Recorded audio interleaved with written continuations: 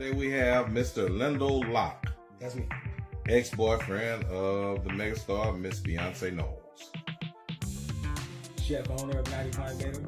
Chef owner of 90 Pine Catering. He act like this dude like that's all I am. I'm just That's not that's it. Just ex-boy.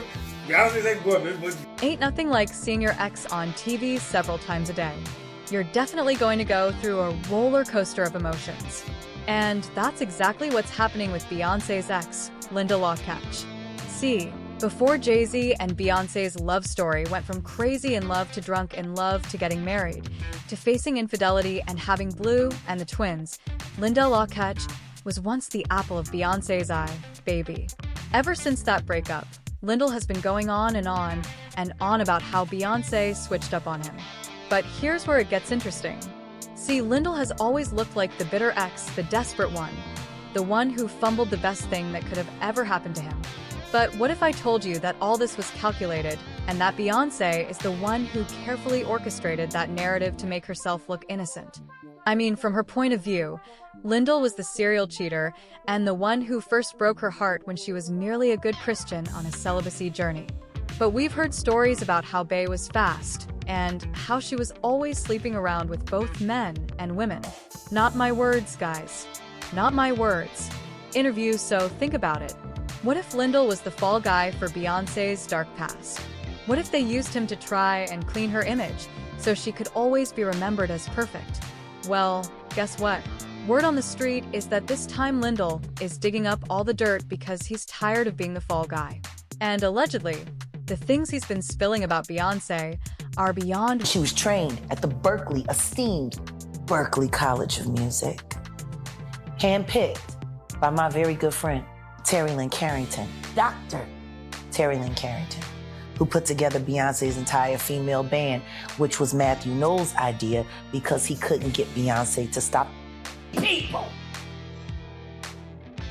Guess you didn't know your daughter well enough, because she just started all the girls. It was a famous R&B chick, and it was a guy that was getting money at the time. And, you know, Pimp, he used to be in the studio. And every now and then he had a camcorder, so he was able to get some footage. And he wanted to do something with the footage, but I don't know why he didn't do nothing with it, but if I could have got a hold of that tape, I'd be a billionaire, man. I was, boy, whoever it was, they would have to kill me, man. I know TMZ would have paid a bank for that one, man. But yeah, it is a tape, and if you read the comments, a lot of people figured out.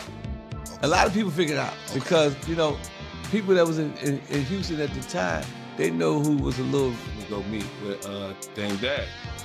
So we go after I leave Java, we go to Rock, to the Rock. As soon as I sit down there, Dame Dash opened up his checkbook, could have checked for $1 million. I'm like, whoa. I was like, is this for sure? He was like, no. He said, we want to use your cake. I was like, what? He was like, we want to with your boy. That's right. So I immediately picked up the phone and called Pimp C. Because all I was trying to get was 100,000. When Dame cut that $1 million, I called Pimp on the phone like, yo, Pimp, and him and Jamal was in the house. And I could hear a tussle or some type of confrontation, right? And I'm like, calm down, bro. Y'all calm down, Pimp. I ran up the cable bill. It was fighting. Okay, they was fighting like hard. And I'm like, Pimp, stop whatever you doing right now. I told you what was going down with Jamal when you moved him up in there. I said, but right now, I got $1 million check for you. And all we want was 100,000. I was just like, who is that with? I said, with Rockefeller. He was like, what? I was like, yeah. He was like, I'm watching Dan with the checkbook, he writing out. He was like, ain't that with, over there with Jay-Z? I was like, yeah. He was like, man, tell him to take that check and go give it to Tupac Mama.